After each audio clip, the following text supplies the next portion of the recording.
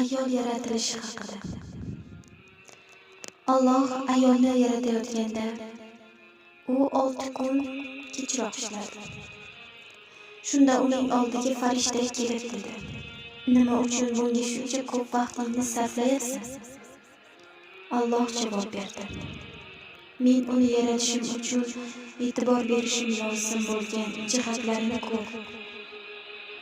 U oson egiluvchan bo'lishi lozim, lekin yelimdan bo'lishi kerak emas. 200 dan ortiqroq harakatlanuvchan qismlari bo'lishi kerak va shu bilan birga jozibador harakatlanishi kerak. Kasal bo'lganida o'zini o'zi davolay olishi kerak. Kuniga 18 soat ishlashi kerak. Unda faqatgina 2 ta qo'l bo'lishi kerak. Lekin u bir vaqtning o'zida bir nechta farzandlarni bag'riga bosa olishi kerak. Va shunday bag'riga bosa olishini bilishi kerakki, undan keyin har qanday og'riq o'tib ketishi kerak. Xoh u oyoq shikastlanishi bo'lsin, xoh qalbi." Farishta ajablandi. "Haqiqatan ham shundaymi? Axir buning iloji yo'q-ku. Bir kunga juda ham ko'p vazifa unga qiyin-ku." "Yo'q", javob berdi Alloh. "Men uni bugun yakunlayman va mening suyukligim bo'ladi."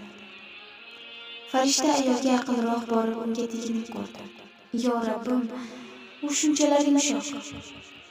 "Ha, u juda yumshoq, lekin men shu bilan birga uni juda ham kuchli qildim.